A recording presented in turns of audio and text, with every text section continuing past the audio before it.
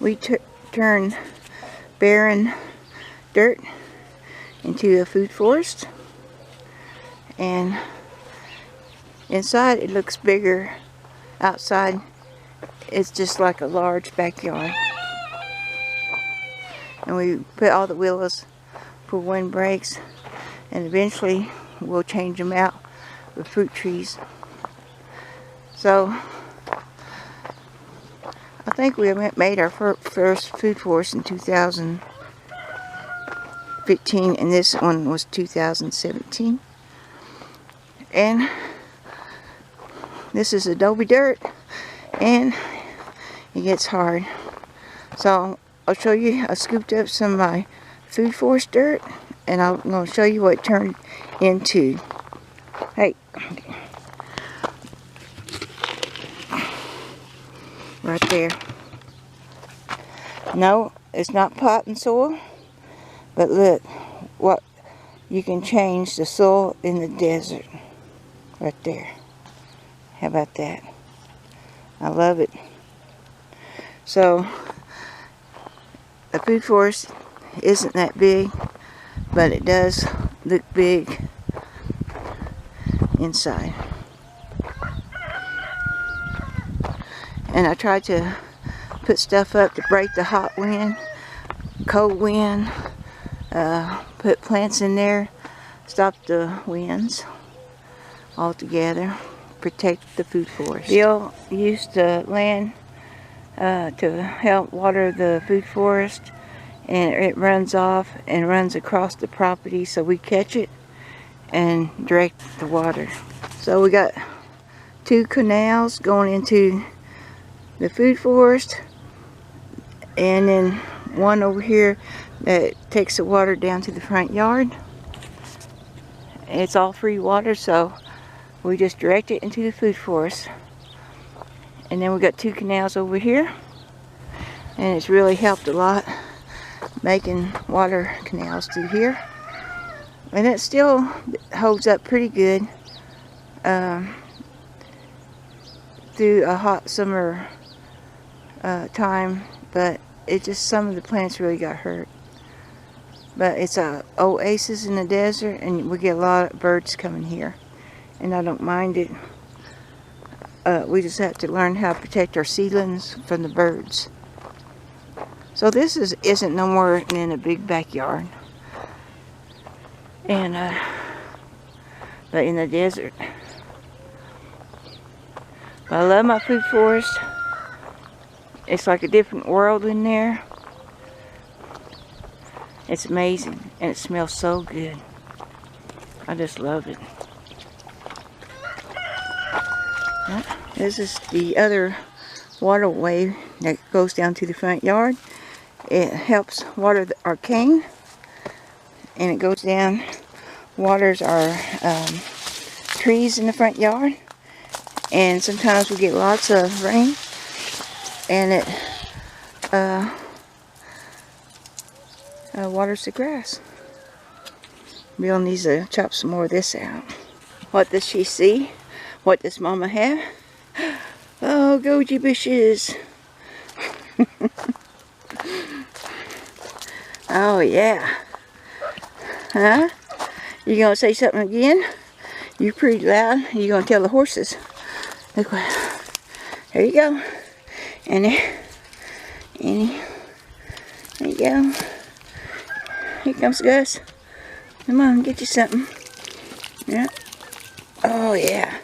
Hey, Gus, your tongue's sticking out. There you go. Alright. Well, they got a morning treat. I got 3 beds in here that I turned over to the chickens. And after that rain, everything popped up. Them yellow flowers, I've just been letting it go. There's an apple tree in there. And there's comfrey I fenced off so the chickens wouldn't get it. And hollyhocks. This fall I'll get in there and chop and drop. Goji bushes going wild. This was a sick peach tree we put in here last year, and it's really done good. Can't even get through the gate. But anyway, a lot of sunchokes in there. And I do love it jungly and wild. So I'll just let the chickens in there and they can go in there, do what they want. Bunch of baby goji bushes. Some pretty yellow flowers. And I don't mind that. It does bring in the bees. But I'll be chopping them out later. They got so heavy, they fell over. But I will have to trim up some more goji bushes. Make a better pathway. But I do love it wild. Bill says, you need to get in there, chop and drop. I thought, well, chickens are in there. Cherry tree. And you can tell by my sunchokes, the heat was so hard on them. They should have been way, way over my head. But they're not. And they come in here and go through all my sunchokes, look for bugs, and hopefully they run out any snakes I got.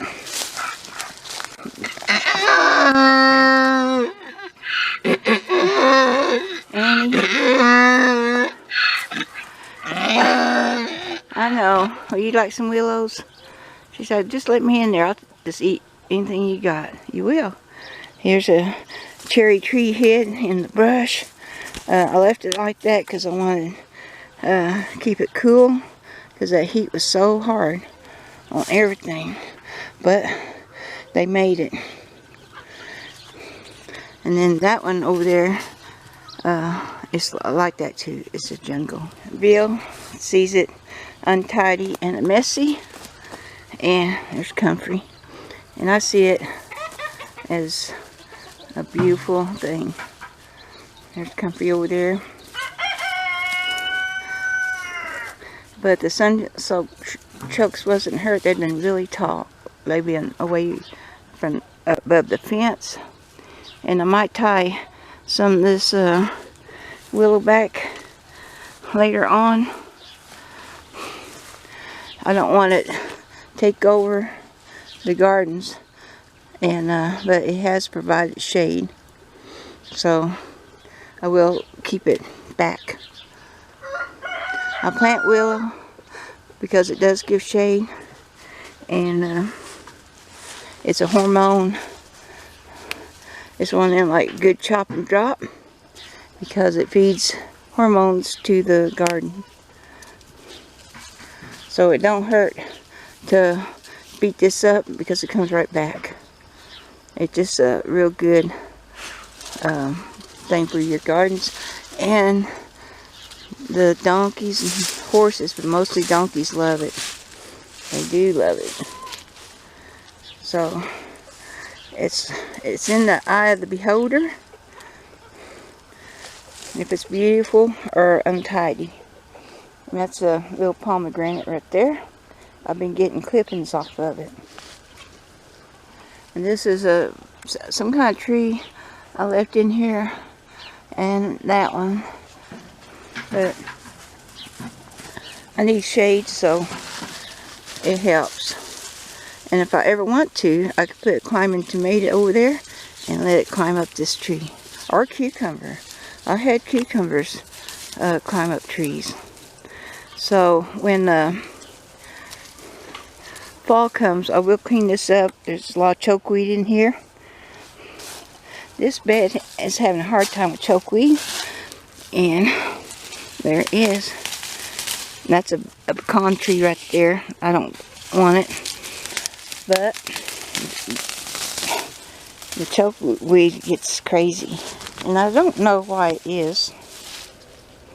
Why is not the chokeweed covering the comfrey? Here's a willow. Covering it. Comfrey is going around it. That's comfrey. But who knows? Maybe comfrey's got some mojo going on. Alright. And there's even some sunchokes. the stuff is going right around that. Well, isn't that strange? There's some that. And some chokes. There's that stuff growing on this rope, but not the sunchokes. Must be something to it. But I will work on this this stuff later on. But I like it. Hey, Nina.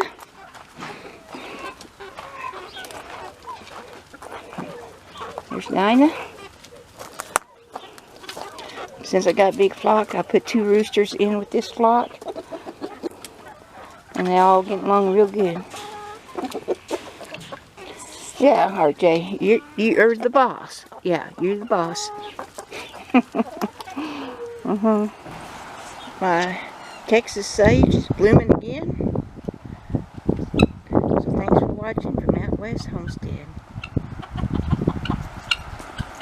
What are y'all doing in there? You're supposed to be out in the driveway. What's everybody doing in here? So we got the chickens in here after Bill mowed. And they're looking around for bugs.